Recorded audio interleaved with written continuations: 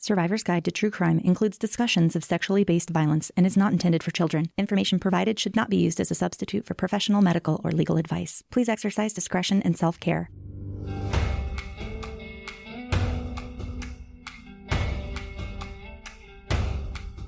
All right, welcome back to Survivor's Guide to True Crime. I'm your host, Kara Robinson Chamberlain, and this is your other host, Kimberly Corban. And today you're going to hear Kim's story. You heard episode 1, my story. We want to make sure that you guys know who we are and why we are here, why we're sharing our stories, and why what we have to say matters. So one of the most important parts of explaining that to you is telling you guys our stories. So today is Kim's turn to share her story. Before we really get started, I do want to point out we're going to be discussing sexual assault, trauma, violence, some things that can be really triggering. And as with all of these episodes, make sure you're in the headspace to listen to these. You may not even catch it until halfway through and be like, oh, that's not sitting right with me. It's okay to turn it off. You're not going to hurt our feelings. We probably won't ever know. So take a minute, take a breath, do whatever you need to for your own self-care. Again, Kara and I have talked about these things in depth over and over the years. So for us to ask each other questions, it's not weird. I think that common times we'll see an interview and it's like, cringe with how someone has to answer or something.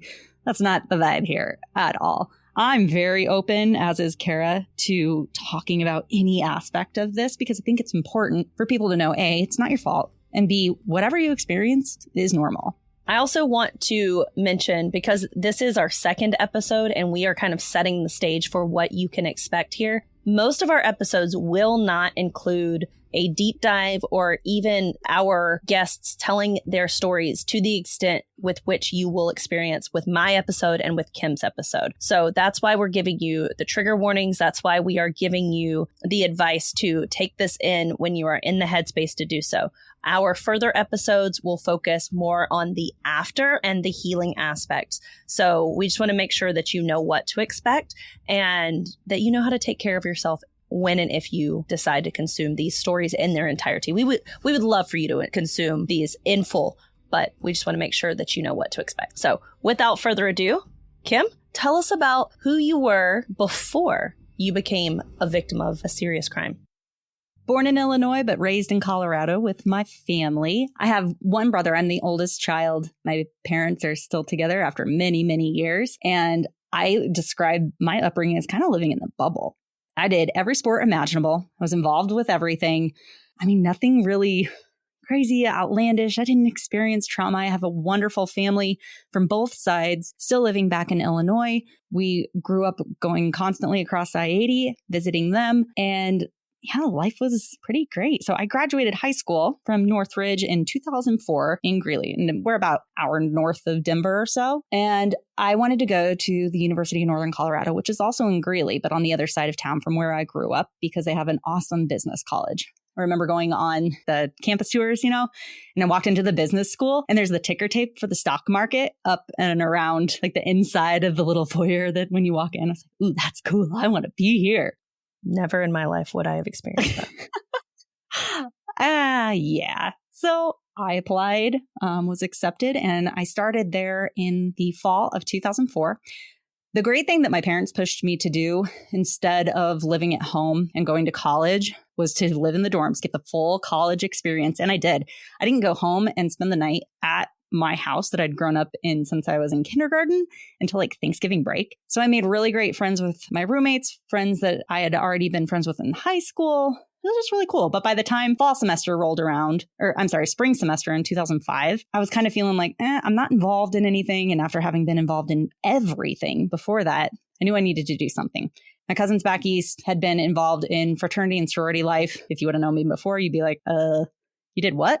Because it was majorly sports. And I went through house tours in the spring of 2005, fell in love with Alpha Phi, and ended up making my very best friends there. Sophomore year, we lived in the house on campus. So much fun. I also think this is an important part to point out. I didn't drink in high school. The high school sports chassa rules scared the crap out of me and I didn't want to be ineligible. And so I never drank. And then I get to college and it's like the first weekend there. And I'm at a party where a guy's stirring jungle juice in a bathtub with the arm hair. Blech. I was like, I really don't drink. Oh, that's fine. Just eat the fruit. But that being said, like I'm experiencing college life and drinking and having new friends and all of these things at the beginning. So it really wasn't like I went to school in my hometown. By the time junior year is approaching, we are finishing up living in the house and are going to move off campus. We were looking more towards the west side of Greeley because historically speaking, that's the newer side. There's less crime and it's closer to where I grew up. So we moved out west to 2 ground floor apartments. And I remember going there and the gal who sold them to us for the lease for the year was boasting that there was no crime. There was absolutely no crime reported in these college apartments. It was predominantly college kids or like really young families. Great. So we split up 3 and 3 into these ground floor apartments and we're moving in for the last week of school. Basically just looking forward to a whole summer of working and hanging out by the pool and enjoying being 20 years old. On the night of May 11th, 2006, my boyfriend had come over to watch me build furniture. One of my roommates left, went to stay at her boyfriend's house on campus, and the other one was there. My boyfriend left, and she and I were cleaning. I clean meticulously. I'm sort of a neat freak, which is so funny because my kids are not, and it makes my eye twitch. Oh, I like cleanliness and order. But that being said, I was wiping everything down and getting my room just the way that I wanted it and hanging pictures and all that good stuff. My roommate and I had a single glass of wine. She went to bed about midnight or so, and then I stayed up and I was cleaning and hanging pictures and whatnot. About 1:30, I called and left a voicemail for my boyfriend, laid in bed, and fell asleep. The next thing I remember is feeling like I couldn't breathe, and something was really hot. Like my breath was hot on my face. I was laying on my stomach, and I pushed myself up off of my bed and was immediately pushed back down into my pillow. And I just hear this low, taunting voice in my ear saying, "Shut up. Shut the fuck up. Don't say anything." And I knew something was really, really wrong. This man continued to ask if my roommate and I were friends. He used her name. He used my name. And then he said, "You two need to stop being little bitches to everybody." And I was just dumbstruck. Who could we possibly have pissed off this badly that he would be in my room, in my bed, sometime in the middle of the night, having been uninvited? And all of these thoughts were racing through my head. I feel like, you know how we were just talking about this? You can speed up an audiobook and listen to it at like insane rates. That's how quickly all of these thoughts are going through my head. Where are my roommates? Are they safe? Does he have them? What time is it? Where is all of this happening? And from there, he proceeded to sexually assault me. And I had to lay in my own bed at 20 years old, believing that was how I was going to die. I thought about the last thing that I said to my parents, to my brother, to my friends. I had to wonder who was going to find me. Was anybody going to find me? Because I knew that he was going to kill me. He kept my face covered for the majority of the assault. And I did all of the things that we're taught, at that age to do. So first lie that came to my head is like, "Oh, you don't want to do this. I have herpes." That was the first thing I could think of. But I didn't stop him. And then I said, "I have to go to the bathroom. I have to pee." Didn't stop him. And finally, I kept telling him throughout the course of this assault that I'm claustrophobic, that he needs to move the shirt off of my face. And twice, he moved it just enough that I was able to see from about mid-bridge of his nose up and about mid-calf down. And other than that, my face was covered by this black shirt. I always feel weird about when I'm asked to describe the assault itself because it wasn't violent. He said some things that really stick out to me, and he moved me in a way that I knew I couldn't go against, but also it wasn't like he's grabbing really hard or throwing me or anything. It wasn't violent. I think even in the first time I talk about it, I said he treated it like it was a date. It was weird. And I had to lay there and catalog all these things. And I realized I can't get away. I can't do the stuff that I thought that I would always be able to do. I can't run or fight or kick or scream. If I'm going to get revenge, and this is literally the words that I had in my mind, 2006, if I'm going to get revenge, I'm going to have to do it in court. I'm being assaulted, and this is where my mind's at. When he finished his assault, he ejaculated on my upper left thigh, and I knew right then that that was evidence. And so with that thought process in mind, he rolled me over to the side. And so I had to kind of turn my leg up so that it didn't transfer to my sheets or my comforter. But that's when I was able to see out my bedroom window. There was about a 2-inch opening in the blinds from the bottom of the window frame to the blinds where I could see out.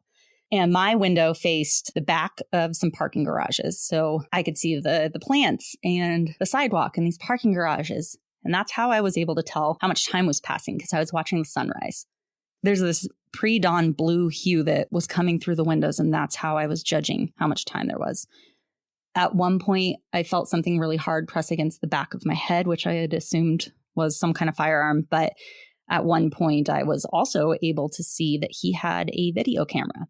He had brought this, it looked like a Sony Handycam type camera with him and was trying to record it. And I kept waiting to hear the beep.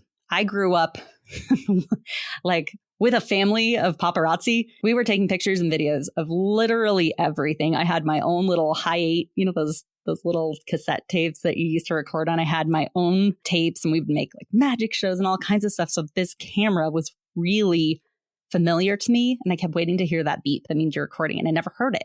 And so he rolls me onto my side, and knowing that he just finished his assault, I'm thinking, okay, this is the part where he's going to kill me. And I had remembered reading in some magazine like Cosmo or whatever a few years before about a woman who was abducted out of her work parking lot. The guy drove her out into the middle of nowhere and sexually assaulted her. But she convinced him that they were going to date, that they were going to be friends, all this stuff, and held hands all the way back. And he let her go. And so I decided to try the same tact. And I started talking to him. And he answered. And he talked. And then he wouldn't stop talking.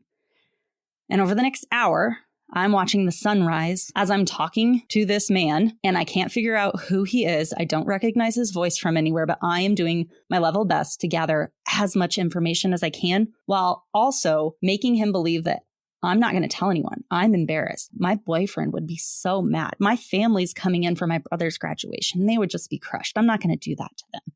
So I'm coming up with all of these reasons why this was my fault. Knowing full well that a very black and white line had been crossed, I knew what happened to me was a crime. I harbored no guilt whatsoever from the get-go, which is very different from a lot of people who experience crimes like these. And after a while, he said he was going to wait for my roommate to come back because we needed to have a little chat. And I came up with another lie that said, her parents are coming up to take her down to Denver for her grandma's birthday, blah, blah, blah, whatever I could come up with. And so he decides he's going to leave. But before he does that, he says, well, I'm going to come back for you. I'm going to make sure something really nice happens for you. And I'm going to come back and you're going to know it's me.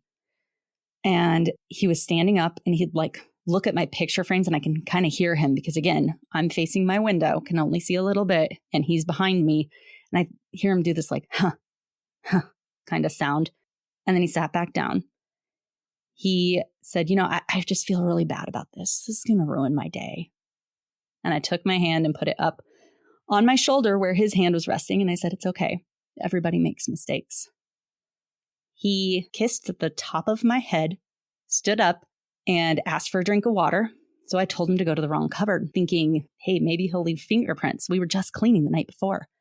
And so I hear him walk down the hallway, open the cupboard, close it, open another cupboard, hear the water and the cup in the sink. And then I hear my front door open and close. I cannot catch my breath for whatever reason. I think it's because I can hear my breathing in the microphone. I mean, it's also just like telling your story. And also the fact that dissociation is hard when you are telling your story in this point of view, right? Like it's a little bit more difficult. So I think it's normal. Every once in a while, I do let myself like get into the memory and feel it as opposed to just relay it. Mm-hmm. That's heavy. I don't know how much you've done that before. It's like you can just tell it like the back of your hand, but if something disrupts it or like you get off of that track that you've practiced, it can be really draining and depleting. Yeah. I mean, I feel like that was kind of my experience with the movie. I had been telling this story in my head of all the things that happened, and then to see it acted out in front of me, it was very, very different. So yeah, anything that takes you out of that monotonous repetition of your story can kind of take you off guard. I think that's normal. I guess it did it for me too, because I've heard you tell your story enough that then seeing it brought to life was like, oh my God. Oh, I cried just a little bit. I mean, listen, I think I've had people asking me, how was it? Did you experience PTSD? And I didn't really experience PTSD, but there were times when I was watching certain scenes be filmed where I was like, I need to take a step back because I'm having some feelings. So, well, it's animating your snapshot memories that you talked about. Yeah, it's filling in those gaps, which is, I was talking to you while I was there. And that was the thing that I realized is I have these snapshot memories. And then the movie was like filling in those gaps very much, where I was like, oh yeah, that did happen. It's very weird because, PTSD, which I was like, I don't have PTSD. Number one symptom is memory loss. So maybe I do. Shocker. Yeah. We are learning so much. So, yeah, I hear the front door open and close, and I'm immediately looking out my blinds to see if he'll run by. And he doesn't. But at the same time, I'm grabbing my cell phone, which was sitting on my bookcase headboard next to a hammer, a knife, all kinds of things that I had been putting up my pictures with the night before. And I immediately call 911. And it makes that really loud blink sound. And I muffle it and I wait because I didn't see him walk by. He could still be in my apartment. Nothing happens. It's completely silent. I call again, and this time I let it connect. There is a recording of my 911 call that I myself put on YouTube because as part of my keynote speeches, I introduced that call because I think it's important for people to understand the trauma in the moment after it happens. Sounds very different than me standing here or sitting, retelling it. And I don't want that contrast to be lost. So I put it on YouTube as an educational purpose. And now it's been, oh my gosh, viewed millions and millions of times. So I hope there's enough resources and things for people there. But I don't have first person memory of half of that call. I know that when dispatch connected, I had gotten up out of bed, carefully moving the sheets back because that DNA evidence was still on my thigh. I walked down the side of the hallway because our carpeting had just been cleaned and there were fresh foot impressions in the carpeting from where he'd been wearing shoes. I walked ran over to our front door and used the tips of my acrylic nails to deadbolt and make sure that it was locked. And then I ran into my roommate's room, busted through the door, and I'm asking her for her address because I was trying to give the cross streets. We'd only been living there for a week because school had just ended. And I was confusing part of our address at the Alpha Phi house that we'd lived in for a year with this new one that we'd only had for a week, but I knew the cross streets and I was trying to do that. And she asks, what happened? The dispatcher asks, okay, what happened? And I screamed that I was raped. That's the first time my roommate is hearing it. She sees me in nothing but a pink tank top, standing there with no bottoms on the phone, clearly frazzled and having a complete meltdown, screaming that I was raped. That's how she woke up that morning. I have no memory after that point. Now it's been explained to me in counseling and therapy afterwards that it was the first measure of safety that I likely felt. And so my brain, which had been firing on all cylinders, shut down. It's not as if I wasn't aware of what was going on, but when you ask me about it in memory, I can't remember. I know that I went into my closet and I got the baggiest sweatpants that I could find. They were from soccer in high school. I went into the bathroom and I peed in a cup in case there was any evidence that might have come out. And then I got a towel and I stood on that towel until the first officers arrived. And I made sure that my roommate didn't touch me. At one point, she had called my parents who lived about 10 minutes away. And so when the officers all started coming in through the apartment, like all of these different pieces, I could go on and on about because they're all so important and have so many ramifications and mean so many things. But in my first person experience, the first thing I remember is being asked these questions when I'm sitting on the couch. And the officer has his little pad of paper in front of me. It's the spiral ring. Okay, then what? And what hand and what side? If you don't already know, you're going to learn this season that I am a bit of a caffeinated chipmunk when I talk. So I'm wanting to talk. Like I have all of this information. He's been talking to me for an entire hour. I want to get it all out as quickly as possible so you can find this guy. But the officer kept slowing me down and he's like, okay, I need to know like specific, like super specific questions, which was pissing me off, quite frankly. But at the same time, I now know how important that was because that initial statement that officers take or a forensic nurse takes or a crisis advocate takes is very, very important because it lays the groundwork for an entire case. The sergeant that was on duty that day came up in the middle of this conversation and she said, hi, my name's Sergeant Susie West, and I was wondering, do you want a victim advocate to come out? What the heck is that? I've never had more than a speeding ticket.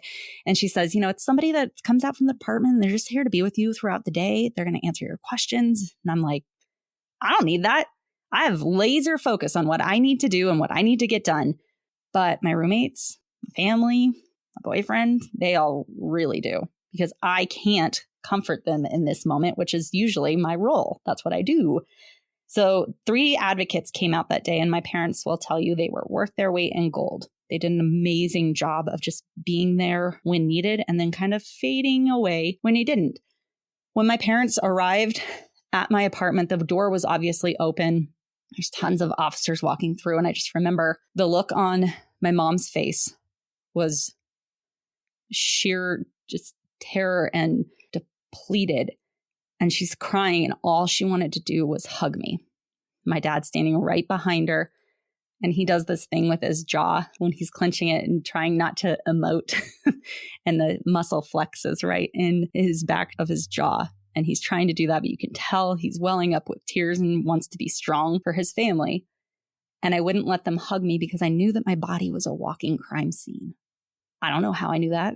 I don't know what instinct told me to not be affectionate with my parents or to not do the one thing that felt natural was seeking comfort. But I did. And that was a pretty smart move in retrospect. They asked then if I wanted to ride with my parents to SANE examination, the hospital. And I didn't feel safe.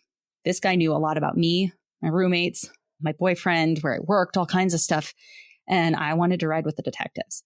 So I'm in the back of the detective's car, which was a first for me. Hey, I'm literally cracking jokes with them about the new department that's being built. Within like 20 minutes of this guy being in my apartment, it was hindsight, so weird. But guess what, everybody? This is the part where we're going to footnote. This is a common trauma response. So making light of the situation. Humor is a huge part of my life in general, and that just doesn't go away because there's trauma. So I was cracking jokes with them. We get to the hospital and we walk in, and there's this amazing nurse who was a forensic nurse. She takes me back for 3 hours. We undergo the SANE examination. Now, this in itself is a whole episode that I could go into, but for the sake of time, it's 13 steps. And the 3 things that Jennifer, was her name, did amazingly with was first, she would tell me what they needed. I have to take a sample of your hair. Then she'd tell me why. She said, I need a sample of your hair to establish your DNA without any kind of mixture. And third, which was most important, she asked my permission. Can I take a sample of your hair? Now, me being eager people pleaser with all of this information to give, I'm grabbing clumps of my hair. Like, here, is this enough?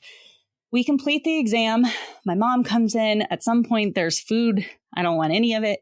They keep asking me if I want breaks. And it was really tough because I'm like, no, I just want to get through this. You need all of this information to catch this guy. And I rode with the officers again, and we went to the police station. This one was nice because I actually got to sit in a room that was audio and video recorded and can talk at my normal pace instead of having to wait for somebody to write it down. And I just went through and found, they're on DVDs. You were talking about how you have all of the evidence, as do I.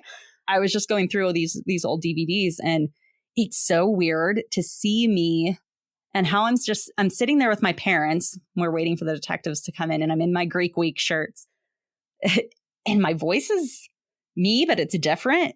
Like, it's still higher pitched. And I'm just sitting there talking, and it's so out of body is the best way I can describe it. Like, I have my memory of it, and then to see it again pieced together on video it was weird. But I was there for about 3 hours, went through, gave them as much of a statement as I could. And then they're like, okay, well, that's all we have for today, and we'll call you if we have anything. And so where do I go? I can go home. I'm not going back to my apartment. he had broken in, and I didn't feel comfortable going to my parents because he knew all this about me. The next 3 weeks were a total blur. And I always find it interesting when you and I tell our stories side by side. This is the part that like the adrenaline is high, all hands on deck, everyone looking. And while yes, it's the same for me, that elongated, what was yours? Three days in between, right? So 3 days into 3 weeks, but on that 3 weeks to the day, they finally found him. And it wasn't like they had a suspect. I think that's the biggest part. They knew in yours who they were looking for, where he might have been going. They had people to interview. This was canvassing of literally anyone that I've ever met, and boyfriends of friends, like anybody in the Greek community, everybody in that whole area of the apartment complex. Like, it impacted everybody. You want to talk? Let's talk about ripple effects. Here it is. So 3 weeks to the day, I get a call from the detective that we've had a lot of back and forth. I've been there giving more statements. I found out very quickly he's the same sarcastic sense of humor. So we really hit it off, and it wasn't weird or out of the blue to get a call. They asked me to come down to the station. Well, I was about to head to work, and I said, can it wait? No, it really can't wait. So my parents take me down. We go into the station. And when I walk into this detective's office, there are all these individual bags, evidence bags of women's underwear. And they asked me if I recognize any of them. And I'm going down the line, and nope, none of them. And I don't care how many pairs of underwear you have. Like, you know which ones are yours, right? But none of them popped out at me. Like, all right, we thought we had something. So I leave and I drive the half an hour or whatever it is to work. And I'm in the bathroom of a fine family dining establishment, Hooters.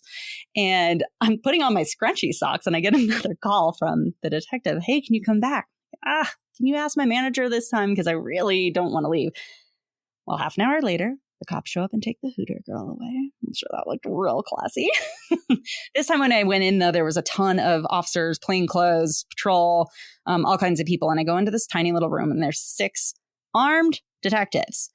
I'm like, okay, we have somebody in custody, and we want to see if you'll be able to recognize him. And I was like, no, I know I'm not going to be able to, because I couldn't do a sketch knowing that I only saw half of his face. And so the detective had an idea. He put on headphones, much like the ones that I'm wearing right now. And then he played this video. And so I'm holding the headphones on my ears, and I'm listening, and I hear him talking. And then all of a sudden, I hear that same low, taunting voice come through those headphones and into my ears. And it did not matter how many people were in between me and him. He said he was coming back for me and he was going to find me. And I absolutely lost it and started panicking. I had a panic attack right there in front of those detectives, and they had to take me back out to my parents to calm me down. And it didn't matter that they didn't have DNA or anything else. That voice was burned into the back of my mind for the rest of eternity. And I knew that they had the right person. Earlier in that day, there were 2 officers that were fresh out of FTO, and they reported to a call for trespassing at a neighboring apartment complex. So it's like a half a mile away from mine that we were at. They show up, the guy's in the gymnasium area, and he's taking pictures of women that are out by the pool sunbathing. The manager asked him to leave, and he said no, of course, because ego gets in the way for most of these people. The officers show up. They realize really quickly, like, he matches the voice patterns and the description that we've been hearing about in briefing for these last 3 weeks. So they take him in on trespassing. He's got a gym bag with him that has a video camera and women's underwear. And he was in this interview with different detectives for 7.5 hours. Never asked for an attorney. Never said that he did it, but he also never said that he didn't. Once I made that identification, they told him that's what he was being charged with. And all of that is later evidence and used at trial. But that was the first time that I actually slept soundly. Now, the manager of that apartment complex had also made a note of this same guy who had been there doing this 3 weeks prior. He went over and she documented that she had asked him to leave in the afternoon of May 12th, which was the same day that I was assaulted. So he was back at it. You know how it was going to ruin his day. He was back at it that quickly, picking out his next victim. This case gets moved over to court, and you're going to hear a lot about the court process and trial and victim advocacy and things throughout the course of our interviews with everyone else. And we'll do some of this throughout episodes, but that's really the courtroom drama piece that you'd see on Law and Order or whatever it is, plays out over a 16-month time frame. I had to get legally savvy very quickly, and thankfully my parents were super involved. But every single time that there was a hearing, whether it was just disposition or continuance or whatever it ended up being, there were always about 80 people that were in that courtroom showing the ripple effect that it had. One incident, one sex assault had on so many people. And still to this day, the stiletto shoes on tile, when it's that many of them, remind me of those court cases. But it felt good knowing that there were so many people that were behind me throughout that. We're going to talk a lot about mental health as well throughout the course of this podcast. And I didn't suffer from anything. I was completely fine and normal. Right? Right? And the narrator saes, that was a lie. And the lie detector test determined that was a lie. So I was the last person around me to realize that I was having PTSD and panic attacks. And what was your impression before you realized of what PTSD was? Because I think that there are still so many misconceptions of what PTSD is. So what was your expectation of what it would look like to be impacted by this traumatic event before you realized you were affected? Well, actually, that wasn't something I had ever really thought about. If I'd heard the word or that acronym, I might have attributed it with military. Mm-hmm. But besides that, like, it just wasn't a topic of conversation then at all. Like, you didn't discuss mental health. The only people that went to therapy were crazy or rich, or both. And I feel like during this time frame, our expectations of what it looked like to be traumatized were what we had seen on TV. It's kind of like before you have a baby and your expectations of what labor is, it's on TV. And then you realize it's really nothing like that. So they never showed you pooping on TV. Right. So I think our expectations, I think this is one thing that we have had in common. My expectation of what it looked like to be impacted by this traumatic event was to be curled up in a corner crying, right? Inconsolable, couldn't be near men. But that's not what I experienced. So I must have been fine. And I hear you saying the same thing. Well, and it's almost like your mind is warring with itself, because you'll laugh at something or you'll feel joy in a moment. And you're like, wait, I just went through something that I know should be massively traumatic. I'm not allowed to feel that way, right? What's wrong with me? And so we've almost gaslit ourselves into what we think we should be doing to respond. But it also made it so that I didn't catch that until everyone else around me is telling me, like, you're not you right now. But the things that I was doing to act through that trauma looked very similar to college experiences, right? Binge drinking, normal college experience. Promiscuity. You're going to make out with two guys at the bar? Oh my gosh, she's such a slaughter. XYZ. Trauma response, right? There's all these different things that, oh yeah, whatever, it was college. But in my mind, unbeknownst to me, I'm doing this as a way to try to prove that I have power, control over my own life, over my body, over my emotions, and failing miserably, mind you. So even though I was going to therapy, it wasn't helping at all, because I'd sit on the couch and put on my people-pleasing smile and I'm fine, really. And it wasn't until I started having panic attacks that morphed into what are called psychogenic non-epileptic seizures related to PTSD that I realized I am experiencing a whole hell of a lot more than I ever anticipated or expected from myself. I got this blue trifold pamphlet the day of with all of the things that may happen as a result of being the victim of a crime. And I remember getting so pissed off, and my parents remember this. I crumpled it up like Darla on Little Rascals when she's got the pop can and like crumple it up and threw it. I'm like, I'm never going to do any of those. And now I look at it and I'm like, check, every single one. Right. In different ways, but it's really normal to have abnormal reactions. Right. And so by the time trial rolled around and I'm in the midst of having these debilitating seizures, I was introduced to EMDR, to mental health, to ups and downs with school and relationships and all kinds of things. The 5-day jury trial was what I hitched my wagon to. That is the ultimate measure of justice and healing and retribution for me. And I will be the first one now to tell you, don't do that. Please don't do that. That's very common, right? Like that's what, that's what I wanted. I wanted to sit in the courtroom. And so I think that's normal. That's how the SVU episodes end, right? You have to take it to the DA and it has to go to court. And then commercial break, and then you get the conclusion and what's on next week. And for those people that it doesn't happen that way for, how are you preparing yourself to close that stress loop when it's not the justice system that's going to do that? Getting up on the stand for 3 hours was absolutely grueling, and it made me understand why so many people don't want to report. I was believed from the outset by everyone.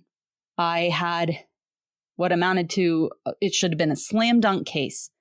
All these positive DNA samples, everything short of a confession. And still, it was one of the hardest things that I've ever had to do. And so people who maybe don't feel that way or don't have such a on paper or perfect case, yeah, I get why you don't want to do that. And it's okay. But thankfully for me, at the end of the day, the jury found Ronnie Piros guilty of sexual assault and of burglary. And I think it's important to point out the burglary piece because it's a, quote, lesser crime, right? I don't think of being a burglary victim. And I was. And so were my roommates. Just because they weren't sexually assaulted, they still had their home and their sense of safety violated. They still experienced vicarious trauma and PTSD, as did the 3 girls in the other apartment. My boyfriend, my parents, my brother, everyone experienced this trauma in a different way for different reasons, but it's all because of one act, because of one man's choice to do this. The pre-sentencing investigation, which I found really interesting, for those of you who are law enforcement or have some kind of background with this are going to understand a lot about it.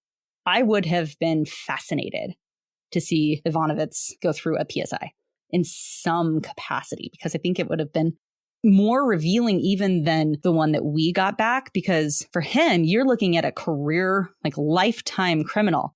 Mine was someone who was likely just starting out, but they deemed he would have been, by standards today, a sexually violent predator who would have likely gone on to commit serial rapes ending in sexual homicide, as evidenced by the fact that he was there that day, that he was picking out more victims. When they served the search warrant at his house, they found all of these pairs of underwear, all of these photographs, videos, and it stuck out to me, Kara, in our conversation about your case, that they never found the legal pad of yours. Mm-hmm. They never found the tape of me. Where is it? Great freaking question. He claims that there wasn't one. He also never admitted to what he did until after he was convicted, and then magically his memory returned. That was a question that I had for years and years afterwards. And I didn't realize that Michael and Rob knew and just thought that I knew and didn't tell me. How he had first found us, which is always a common question for others too, is that we were at a Greek week function of some kind at a bar downtown in Greeley, and we had been dancing. This dude comes up to us and tries to dance with us, and my roommate and I are doing the creeper shuffle away, like, but clearly no, please, like, go grind on a lamppost, not my leg, you. Well, that man happened to not like the answer no. He followed us home. He stalked us for an entire week, plotted his break-in, and then chose when to do that. And I just have had this conversation because January is Stalking Awareness Month. It has been 16 years? 16? Sounds right. Something like that since this happened. And just yesterday, I have this moment where I'm like, oh shit, I'm a victim of stalking. Oh, no. And I'm automatically going into the thing that I tell everyone not to do. Yes, I was stalked. I didn't know that I was being stalked, though. And so I never correlated that with being a stalking victim, quote unquote, because we get in the bad habit, by no fault of our own, of addressing just the bigger crime, quote, bigger crime, or the lesser crimes like a burglary or a stalking incident or something like that simply get pushed to the side when you have something like a sex assault. Well, the problem is they found out that he had been stalking quite a few women and had a pattern of behavior that then escalated to sex assault, right? So if you're addressing those, quote, lesser crimes, you could be potentially stopping them from becoming something bigger. Mm-hmm. I think about that all the time with cases of domestic violence, violence against women in general, and mass shootings. Yeah. If you look through the research now, almost every single mass shooting perpetrator has a history of violence or misogyny against women or people of marginalized cultures, but almost always women. Yeah, I just had this conversation with one of my good friends who still works in law enforcement. And she said, yeah, whenever we catch someone for a burglary, on average, they've already broken into at least 20 homes before we catch them. Yep. Well, and you look at the statistics surrounding perpetrators of sexual violence on average, and this is just the best data they have, on average, one perpetrator creates at least 6 victims in their lifetime, at least. Right. That's not amount of rapes, that's amount of victims. And so if you're addressing those minor crimes first, you could potentially be stopping something bigger from happening. But you have to take those seriously. You have to start by believing when people talk about these things. We'll obviously in later episodes go more into decisions to speak out, to go public, and to take back our stories and our voices. But I think it's also important to point out that not every day is one where, you and I hop on a podcast and recount everything and go on merrily with our lives, or stand up in front of huge audiences and give a keynote and then whatever else it may be. There are some days where I brushed my teeth today and that's enough. Yeah. There are some days where I don't feel like a survivor today. I feel like a victim. And that's okay. Yeah. It doesn't mean that you're backsliding. It means that you're human, and the ability to address that as it's happening shows growth. Yeah. It shows strength to be able to say, I am human. I am able to sit in my grief and my feelings, because grieving something like this, when you've been abused, is okay. You're grieving the person that you were before, the life that you thought you lived in, the dreams, hopes, aspirations, whatever it might be. You're grieving the loss of your life before. Yeah. And treating those symptoms maybe as grief, or as something that isn't as what is looked at as shameful or guilt-ridden. When you have sex assault, think about it as a different crime. People don't behave that way. You understand the grief. You let them go through those cycles. Well, the same needs to happen when you've experienced a crime of violence like this. Yeah. I think very often we forget about that grief piece when we are addressing trauma and sexual assault. But I'm so glad you touched on that, because it is something that is so applicable. Like, obviously, if you were the victim of a family member being murdered, grief would be very obvious. But it is so important to address that grief side of being a victim, because you have lost something. Like, regardless, something has been taken from you. So I think that's so important. The decision for me to speak out came in the midst of these seizures that I was having, because suddenly I couldn't drive anymore. I had to drop back out of school. I couldn't live alone. My parents had to basically take care of me 24/7. And I'm sitting there one evening and I'm like, why did this have to happen to me? Why me? Not in a pity kind of way, but I need a purpose for everything. Things don't just happen for no reason at all. But what is my purpose going to be? And I decided that if I could help just one person not have to experience what I did, that would all be worth it. I made a call to the victim advocate that I was working with at the district attorney's office, who put me in touch with their community relations director. And she gave me the names of some reporters that, they've worked with previously. And it was my hometown paper. A wonderful journalist who was doing things back then that should be the standard even today. And I don't know that they always are. Her name was Rebecca Boyle. She met with me about 3 different times. And finally, I was able to tell someone my story. Not the black and white stuff that you see in an affidavit or on the paper, or, in headlines. It was my story. What happened to me and my friends and my family, and the ripple effect of all of this trauma. Because I decided if that could just reach one person, That would be worth it to me. And so we got the guilty verdict and she came up to me and she's like, okay, Kim, are you sure you want to do this? Hey, look at that, consent.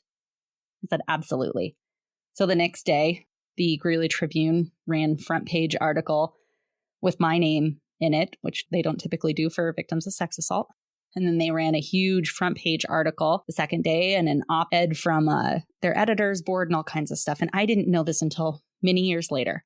But the district attorney's office in Weld County had another case that was going through at the time. And it was a 78-year-old woman who was also the victim of a stranger assault. She called her victim advocate because she'd been uncooperative to this point. She didn't want to testify. She didn't want to talk to friends or family about it. She just wanted it to go away. And she called her victim advocate and she said, I read the paper this weekend, and if Kim can do it, so can I. And she got up on the stand later that fall and put a serial rapist away for the rest of his life. So I didn't know it then, but it impacted one person. And so that was what I had set out to do and have kept at it for the exact same reason ever since. I started speaking just in classes to peer education groups, law enforcement, prosecutors, nurses, budding police officers, like all these different groups. And I looked at it as they all put so much into making sure that I could have the tools and the ability to heal, that this is my way of giving back. And I did that for many, many, many years. And then the pandemic comes along. And my advocacy efforts that had always been like in person or volunteering. TikTok comes along and I pivoted. I mean, I'd done some stuff on social media and whatnot, but I pivoted and started doing more on TikTok because meet your audience and your demographic that's most at risk where they are, right? Well, Kara and I found each other fairly quickly because we were some of the only victims on there, I guess. I don't know how you'd outspoken or public facing victims. And we're just there telling our stories from our houses like, what's up? And it was shocking to so many people because it's reaching people that normally we wouldn't. And while we are used to having these conversations and working through and, different therapeutic interventions or ways to help ourselves, it definitely was not something other people were prepared for. So I remember we had DM'd and commented back and forth on stuff and just not connected until was it BuzzFeed? Maybe. Yeah. And then you're like, girl, BuzzFeed just picked up my video. That was it. Yeah. And we hopped on a FaceTime call because I'd done quite a bit with media relations and all kinds of stuff over a decade prior. And Kara's like, hey, what do I do here? Yeah, because it went viral. That's what it was. That BuzzFeed article. Yes. Actually went viral. Yeah. Yep. I just remember the first FaceTime and it was 3 hours that we just sat there and talked like we'd known each other our entire lives. Yeah. And that's basically all it's ever been. I mean, it's devolved into ridiculousness ever since, but I think one of the things that is so important to note here is that when you are sharing something so deeply vulnerable, it allows you to make connections with people on a different level that you may not normally make. And one of the things you'll hear on one of our later episodes is that there aren't often, I think it's getting better, but there's not often a lot of public facing survivors sharing their stories. It's becoming more commonplace with TikTok, honestly. I would say that's really where it kind of has started. Yeah. But there weren't a lot of us at the beginning. And so you could easily make connections with people. And something just amazing happens when someone looks at you and they're just like, I get you. I understand. And you'll hear us say this over and over and over again during the course of our podcast. That is why we're here, because not everyone gets to sit down and feel seen and heard on these issues. And I had similar goals as Kim when I started sharing. It's if I can help one person, and then it has changed into my ultimate goal is for people to feel seen. And so the fact that was our connections, oh, she sees me, she gets me. And then, as our relationship continued to grow, I was like, oh no, you really get me? You're like, oh, you get the real. It just is this beautiful thing. Well, and I think similarly, you, from your experience, decided to go into law enforcement. That also changed my trajectory.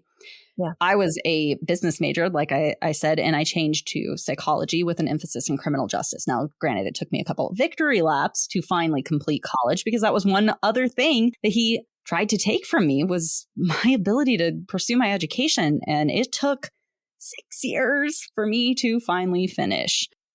But I did. And then I went on to study for my master's, which was criminal justice with an emphasis in psychology.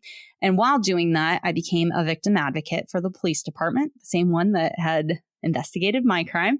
So I was the on-call advocate. I was a secondary responder, so I'd have somebody else to go with. And then I worked my way up to a primary. So like I could go on my own or have somebody else, and I would be in charge of the advocacy stuff in that scene. And through that and that training and the accreditation, basically, that you have to get, you learn about so many different things outside of yourself. So when I would go and advocate, much like yours, they'd have no idea that I also was a crime victim. They'd have no clue what I'd been through, because in those moments, it wasn't important for me to disclose what I'd been through. But having the empathy and knowing in my mind, I relate, also helped me with how I would advocate for them. Mm-hmm. I started working at the district attorney's office in 2012. I think it was January of 2012. The same DA's office. Yes. Yep. The same one. And it was so cool that I just remember walking up that first day. It was cold outside, and I was walking up outside of the courthouse. I'm like, this is a cool moment. Like in the corniest of ways, but like, felt like Elle Woods. But yes, they did learn that they couldn't shower after a perm at the risk of deactivating the ammonium diglycolate. Yes, it's important information. You never know what'll come in handy. I remember how cool it was. I get the chance to impact victims' lives now in a way that I had mine impacted. And while I may have a very large docket of cases, for those people that I'm meeting with, that is the one and only thing that is important to them at that moment. And I'm going to be as present as possible for it. So I created and ran the adult diversion program for quite a while, which is still in existence and wonderful. And it's run by actually one of my very best friends. And I was really proud of that work, and then started in community relations for them as well before I left to pursue another job. Kara, do you have a question?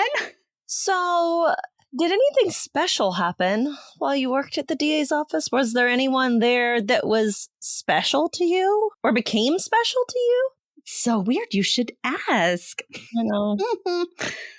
You're going to hear lots about him throughout the time that we're on here.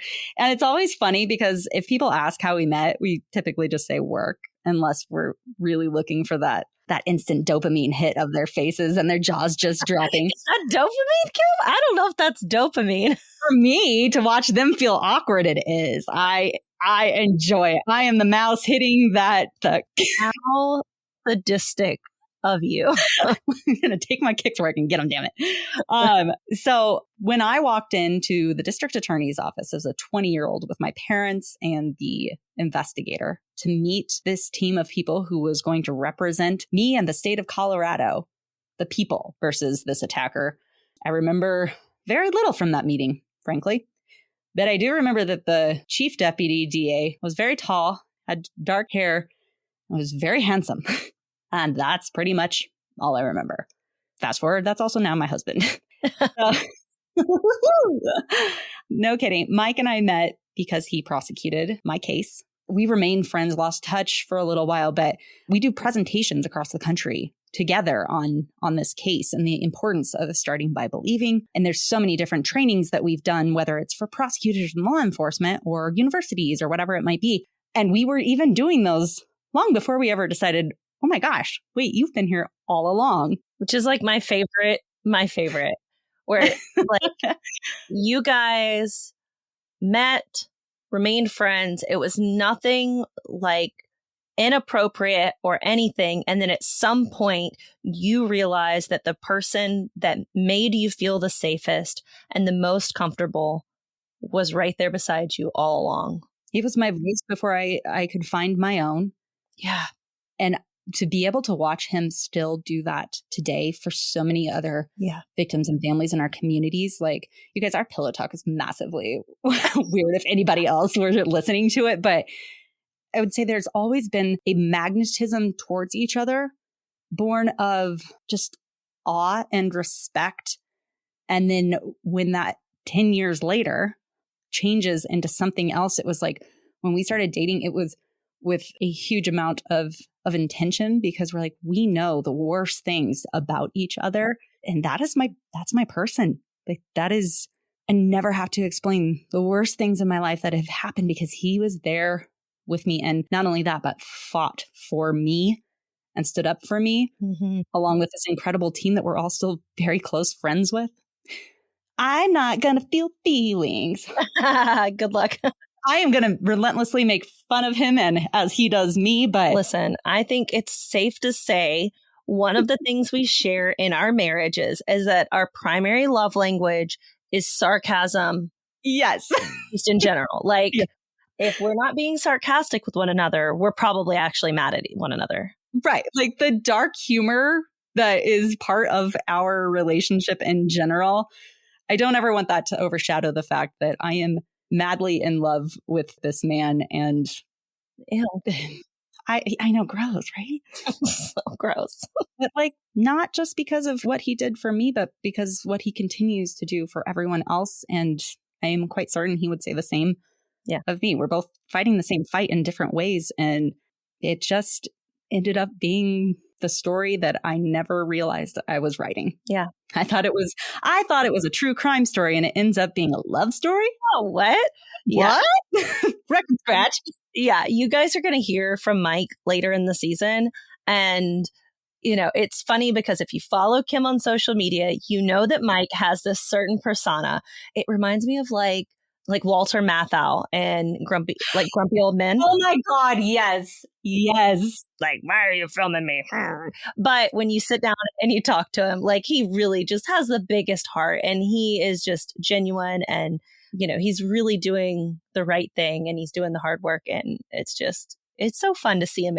I haven't been able to see that side of him necessarily. You know, like I see the caricature side of him and I guess the results of his career, but to sit down and hear him say all the things, it was pretty cool. I enjoyed that. Yeah, we've already recorded, we're doing these totally backwards, but we've already recorded that. And I liked it because these things that I hear him talk about constantly. And I mean, the man is on Dateline with a frequency that is silly, but to hear him talk about it and tell you with everything that you know about him too. Should also, at some point, you will get to hear our husbands together. Yeah. Which it is exactly what you think it is, actually. You know, what is funny is in the same way that Kim and I just formed like an immediate friendship, like the four of us somehow became this weird, oh my God, quadruped situation where it's like Mike and I are the same person and like Kim and Joe are the same person. So we were all in Vegas together last year for an event. And there are just these photos where Kim and Joe just look like two clowns. And Mike and I are just looking at them like... Joe and I needed to be the kids on the leashes. And you two are like, what? I am tired. That's actually accurate. So, you know, we'll make sure we include that in the show notes. Make sure you head on over for those photos because they are priceless. And well, if we're publishing that, then we're definitely putting up the one of Joe and Mike snuggling on the couch watching videos. Kara and Joe and family came out here to Colorado, which was the best thing ever. Yeah. And that was the first time we met in real life. And we were basically like making stupid slow motion running at one another videos immediately. That does exist too. But I just think about that. I'm like, oh, like obviously you've been here before. Our kids ended up hanging out, like immediately hit it off. It was like they were seeing their cousins or something off the bat. It was so fun. It was. And then you guys ended up staying for much longer than anticipated, which I was happy about. Friends that get COVID together, they stay together. They podcast together too, apparently. But yeah, it's been fun. And it's a whole different type of trauma bond, which I'd say it's positive. It's the positive side of trauma bonding, right? Like to get your people and to understand. It's a trauma meet cute. I love it so much. So what, Kim, is your driving force these days to keep sharing, to be on the podcast, to keep pushing through those days where you're like, I hate the internet and I don't want to be here anymore? what keeps you going?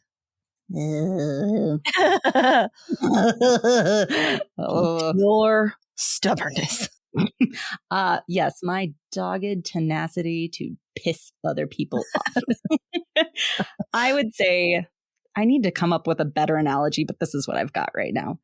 Every single time that I have given a speech, someone comes up to me afterwards and discloses that they were abused in some fashion as well. Every single time. Mm-hmm. We are talking 16 years of this, and without fail, every single one. And those I look at the fact that they can come up and say that out loud, or that they gained something from listening, or that they just feel empowered enough to be comfortable in their skin for those little moments. That's enough. All I've ever wanted to do from all of this is just spread this message. I've always said, I don't care if you remember my name or my face. I want you to remember my story. And that's all that I've ever wanted to do, which I think that's what we're doing. And it makes me really excited to bring so many stories together finally, where it's not just me sharing mine or you sharing yours. It's all these other things that people can connect with, these instances or experiences or ways that you have responded to things that you don't feel are, quote, right, are. If you're here today, you've done something right. You've done everything right. If you are still here, if you are listening to this, you're doing it right. Yeah. It doesn't have to look like everyone else. So those are the little breadcrumbs along the trail of advocacy that I've constantly looked for.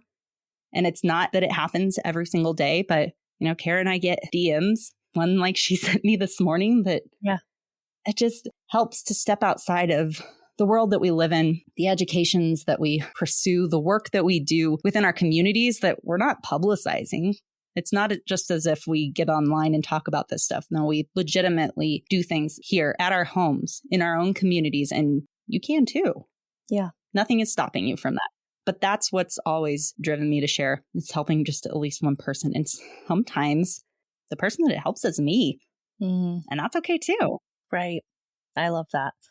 We will always be here to support you guys and to tell you that abnormal reactions to abnormal situations are absolutely normal. We want to share our stories. We want to share other people's healing stories so that you can maybe have some resonance with the things that you hear.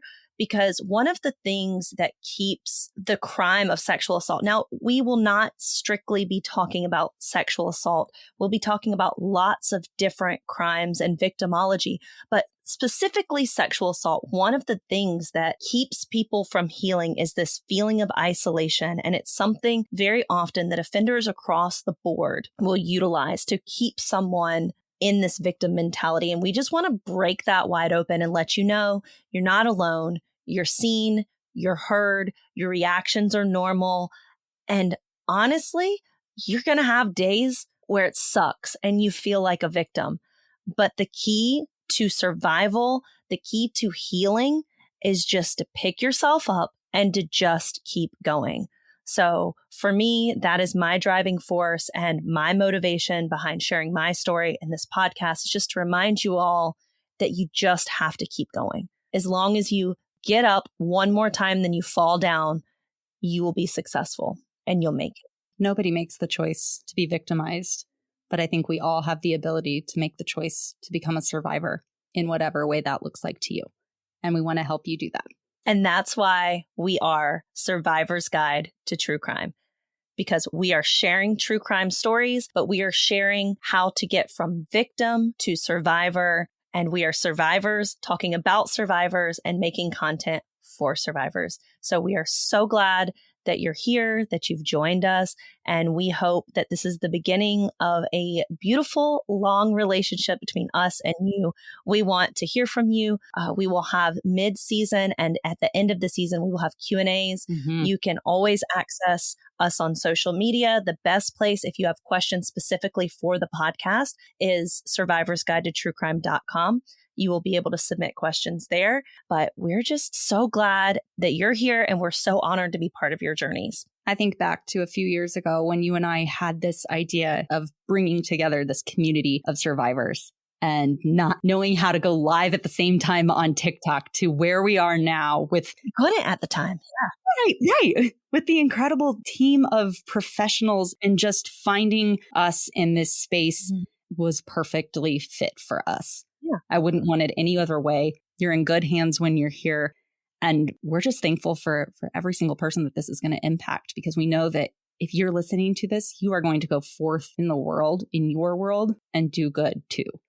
Yeah, and you can. And even just our journey to podcasting, like Kim said, it's been a couple years to get it here, but it was kind of right place, right time, right people. It wasn't on our time frame, which is a whole other, commentary on healing. It's not on your time frame.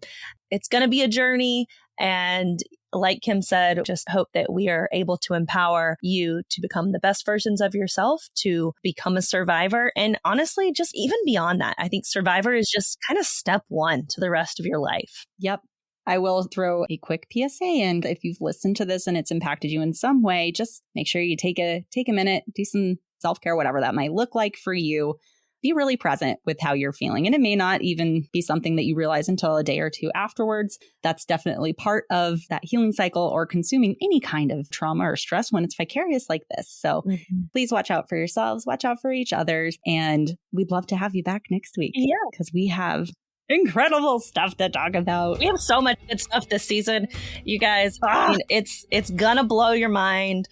But yeah, we will always have show notes and resources on our website. We have them individually on our own website. Like Kim said, make sure to check out the website for resources for taking care of yourself. We will always point you back to the trained professionals who are there 24/7 if you are in crisis, whether that be RAIN or the 988 Crisis and Suicide Prevention Hotline. There are so many amazing resources, people who are highly, highly trained and always available to respond when you are in crisis. So please make sure you take care of yourself, and we'll see you next week, right? Y'all will be here. Heck yeah. And guys, we love feedback. Anything that you can give us, help us learn and educate. This is supposed to be a two-way street. So leave your feedback, leave your ratings and your reviews. Help us find more people just like you who may need to hear this. So thank you so much for holding space for my story today, for Kara's, and everyone to come. Yes. All right. See you next week, guys. Survivor's Guide to True Crime is hosted and executive produced by Kimberly Corban Rourke and Kara Robinson Chamberlain. If you love what we do here, please don't forget to follow, rate, and review the show in your podcast player. It's an easy and free way to help us and help more people find the show. To learn more about the guests featured or to find resources and information discussed on the show, visit survivorsguidetotruecrime.com. Thanks for listening. Well, see you later.